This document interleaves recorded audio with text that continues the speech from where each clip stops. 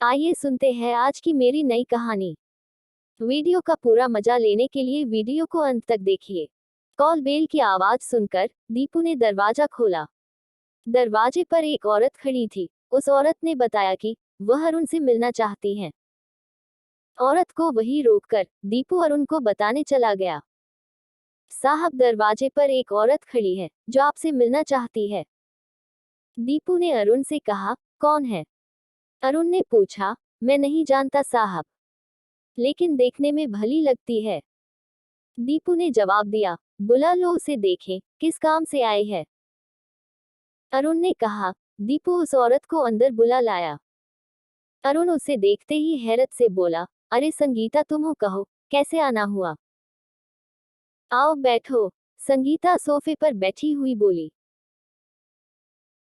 बहुत मुश्किल से तुम्हें ढूंढ पाई हूँ। एक तुम हो जो इतने दिनों से इस शहर में हूँ पर मेरी याद नहीं आई। तुमने कहा था कि जब कानपुर आओगे तो मुझसे मिलोगे, मगर तुम तो बड़े साहब हो, इन बातों के लिए तुम्हारे पास फुर्सत ही कहाँ है। संगीता, ऐसी बात नहीं है। दरअसल मैं हाल ही में कानपुर आया हूँ। ऑफिस के काम से फुर्सत ही नहीं मिलती। अभी तक तो मैंने इस शहर को ठीक से देखा भी नहीं। अब छोड़ो इन बातों को, पहले यह बताओ कि मेरे यहाँ आने की जानकारी तुम्हें कैसे मिली? अरुण ने संगीता से पूछा। मेरे पति संतोष से, जो तुम्हारे ऑफिस में ही काम करते हैं। संगीता ने चाहते हुए कहा, तो संतोष जी तुम्हारे पति? मैं तो उन्हें अच्छी तरह जानता हूँ, वह मेरे ऑफिस के अच्छे वर्कर है।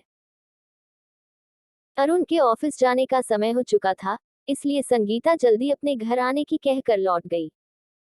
ऑफिस के कामों से फुर्सत पाकर अरुण आराम से बैठा था। उसके मन में अचानक संगीता की बातें आ गई। 5 साल पहले की बात है। अरुण अपने दीदी की बीमारी के दौरान उसके घर गया था। वह इंजीनियरिंग का इम्तिहान दे चुका था। संगीता उसकी दीदी की ननंद की लड़की थी। उसकी उम्र 18 साल की रही होगी। देखने में वह अच्छी थी।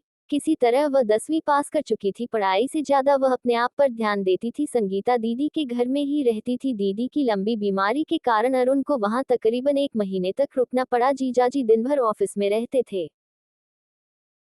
घर में दीदी की बुढ़ी सास थी। बुढ़ापे के कारण उनका शरीर तो कमजोर था, पर नजरें काफी पैनी थी। अरुण ऊपर के कमरे में रहता था और उनको समय पर नाश्ता वह खाना देने के साथ साथ उसके सारे काम संगीता ही करती थी। संगीता जब भी खाली रहती तो ज्यादा समय और उनके पास ही बिताने की कोशिश करती। संगीता की बातों में कीमती गहने, साड़ियां, अच्छा घर, आधुनिक सामानों को पाने की ख्वाहिश रहती थी। उसके साथ बैठकर बातें करना और अरुण अच्छा लगता था। संगीता अरुण के करीब आती जा रही थी। वह मन ही मन अरुण को चाहने लगी थी, लेकिन दादी दोनों की हालत समझ गई। और एक दिन उन्होंने दीदी के सामने ही कहा, अरुण, अभी तुम्हारी उम्र करियर बनाने की है। जज्बातों में बहकर अपनी जिंदगी से खेलना तुम्हारे लिए अच्छा नहीं है। दीदी की सास की बातें सुनकर अरुण को अपराध बोध का एहसास हुआ।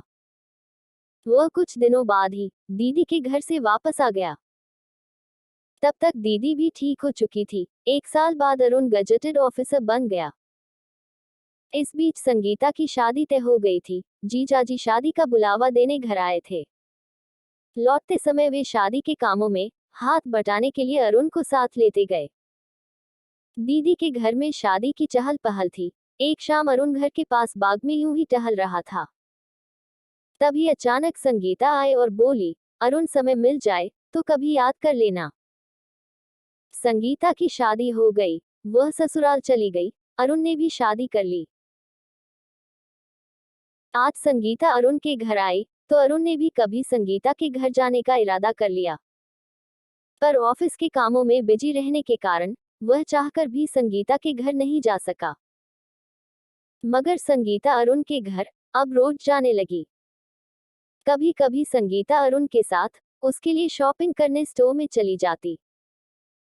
इस स्टोर का मालिक अरुण के साथ संगीता को भी खास दर्जा देता था। एक आध बार तो ऐसा भी होता कि अरुण की गैर हाजिरी में संगीता स्टोर में जाकर अरुण वह अपनी जरूरत की चीजें खरीद लाती, जिसका भुगतान अरुण बाद में कर देता। अरुण संगीता के साथ काफी घुल मिल गया था। संगीता अरुण को खाली समय का एहसास नहीं होने देती थी। एक दिन संगीता अरुण को साथ लेकर साड़ी की दुकान अरुण की पसंद से उसने 3 साड़ियां पैक कराई। काउंटर पर आकर साड़ी का बिल लेकर अरुण को देती हुई चुपके से बोली, अभी तुम भुगतान कर दो, बाद में मैं तुम्हें दे दूंगी। अरुण ने बिल का भुगतान कर दिया और संगीता के साथ आकर गाड़ी में बैठ गया। गाड़ी थोड़ी दूर ही चली थी कि संगीता ने कहा, जानते हो अरुण, संतोष जी के चाचा की लड़की की शादी है। मेरे पास शादी में पहनने के लिए कोई ढंग की साड़ी नहीं है, इसलिए मुझे नई साड़ियां लेनी पड़ी। मेरी शादी में माँ ने वही पुराने जमाने वाला हार दिया था जो टूटा पड़ा है। शादी में पहनने के लिए मैं एक अच्छा सा हार लेना चाहती हूँ, पर क्या करूँ, पैसों की इतनी तंगी है कि चाहकर भी मैं कुछ नहीं कर पाती हूँ। मैं चाहती थी कि तुमसे पैसे उधार लेकर एक हार ले लूं। अरुण चुपचाप संगीता की बातें सुनता हुआ गाड़ी चलाया जा रहा था। उसे चुप देखकर संगीता ने पूछा, अरुण तो क्या तुम चल रहे हो? ज्वेलरी की दुकान में, तुम कहती हो तो चलते हैं। ना चाहते हुए भी अरुण ने कहा। ज्वेलरी की दुकान में 15,000 का हार पसंद किया। अरुण ने हार की कीमत का चेक काट कर दुकानदार को दे दिया। फिर दोनों वापस आ गए। अरुण को संगीता के साथ समय बिताने में एक अनोखा मजा मिलता था। आज शाम को उसने रोटरी क्लब जाने का मूड बनाया, जाने की तैयारी कर ही रहा था। तभी संगीता आ गई। संगीता काफी सजी सबरी थी। उसने साड़ी से मैच करता हुआ ब्लाउज पहन रखा था।